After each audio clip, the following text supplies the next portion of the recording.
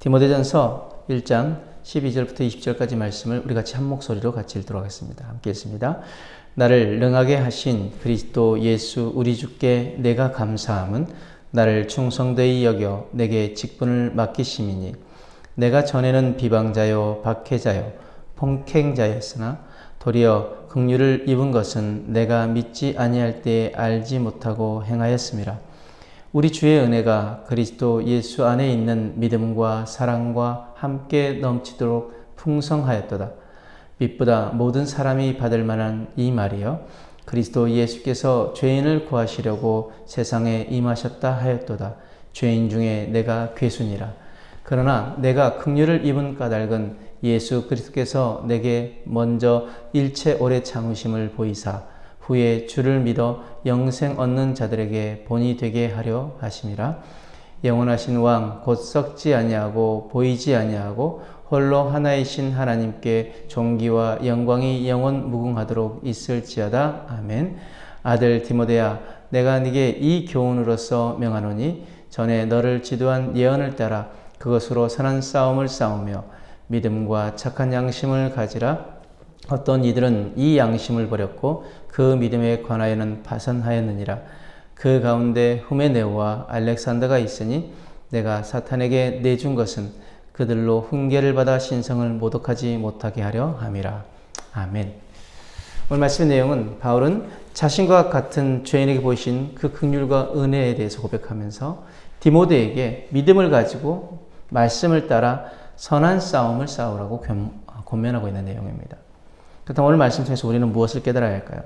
먼저 12절에서 17절 말씀 보면은 하나님께서는 바울에게 능력이 있어서 바울이 믿을만 해서 복음 전하는 직분을 맡기신 것이 아니었습니다. 바울이 신실함을 보이기 전에 그를 신실한 사람으로 믿고 능력을 주어 직분을 맡기셨다라고 말씀합니다.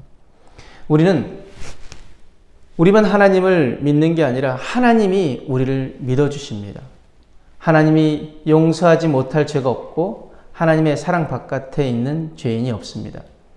그리스도인을 핍박하며 그리스도를 대적한 바울을 긍휼히 여겨서 복음의 일꾼 삼으신 그 일, 불신과 증오로 가득했던 그에게 은혜를 베풀어서 믿음과 사랑으로 채우신 것은 하나님의 사랑을 여실히 보여주는 것입니다.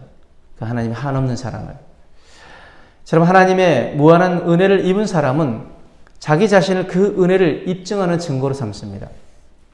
자기를 자랑하지 않고 내가 나 된 것은 하나님의 은혜로 되었다라고 고백하며 하나님의 은혜만을 찬양합니다. 또한 하나님의 은혜를 온전히 누릴 수 있는 사람은 바울의 그 고백처럼 자신이 죄인임을 인정하는 데서부터 출발합니다. 내가 하나님의 긍휼을 입을 수 있는 까닭은 우리 주님이 죄인 중에 괴수인 나를 내치지 않으시고 오래 참으셨기 때문입니다. 그래서 오늘 말씀 본문의 15절 16절에 바울이 그렇게 고백하는 것입니다. 빛보다 모든 사람이 받을 만한 이 말이요 그리스도 예수께서 죄인을 구원하시려고 세상에 임하셨다 하였도다. 죄인 중에 내가 괴수니라. 그러나 내가 긍휼을 입은 까닭은 예수 그리스도께서 내게 먼저 일체 오래 참으심을 보이사 후에 주를 믿어 영생 얻는 자들에게 본이 되게 하려 하심이라. 사도 바울은 자신이 죄인 중에 괴수임을 먼저 인정하고 고백합니다.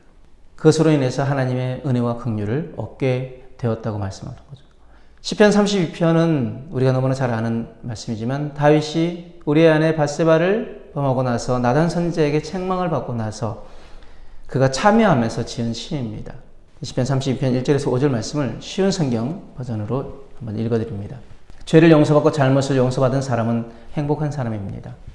여호와께서 더 이상 죄를 묻지 않는 사람과 그 마음에 거짓이 없는 사람은 행복한 사람입니다. 내가 죄를 고백하지 않고 입을 다물고 있을 때 뼛속 깊이 사무치는 아픔을 느끼고 온종일 괴로워 신음하였습니다.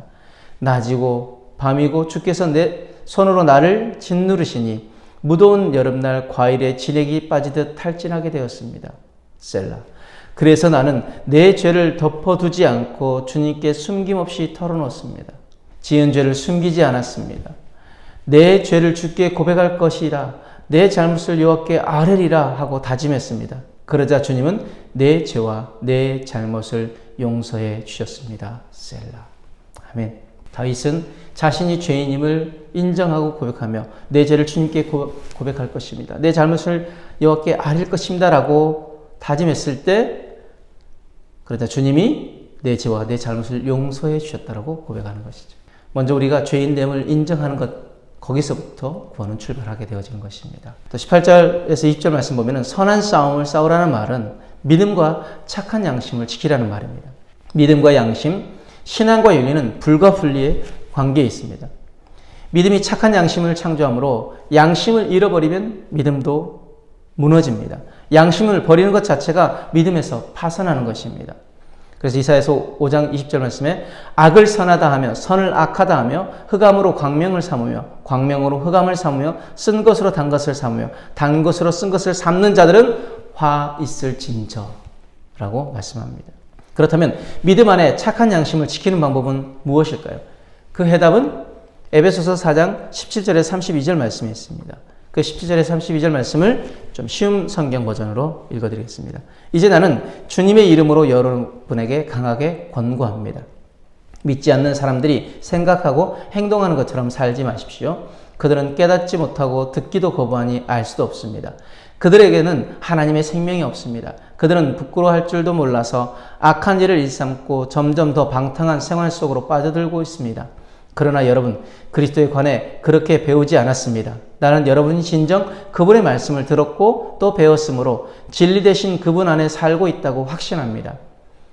옛 모습을 벗어버리십시오.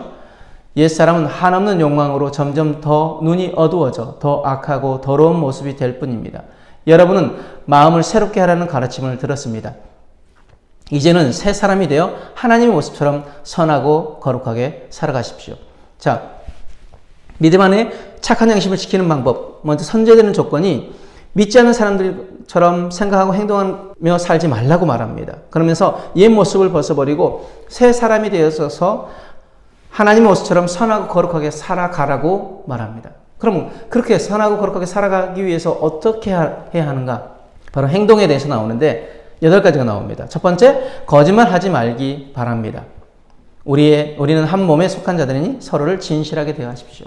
거짓말하지 말고 서로를 진실하게 대하라고 말하고, 두 번째, 화가 나더라도 죄를 짓지 말며 해가 지기 전에 화를 풀기 바랍니다. 그렇지 않으면 사탄이 여러분을 공격할 수 있도록 놔두는 것이 됩니다. 화가 나더라도 죄 짓지 말고 해가 지기 전에 화를 풀라고 말씀하십니다. 세 번째, 도둑질하는 사람이 있으면 도둑질을 그만두고 새로운 마음으로 일을 시작하십시오. 그 손으로 열심히 일하여 오히려 어려운 사람을 도우며 살아가십시오.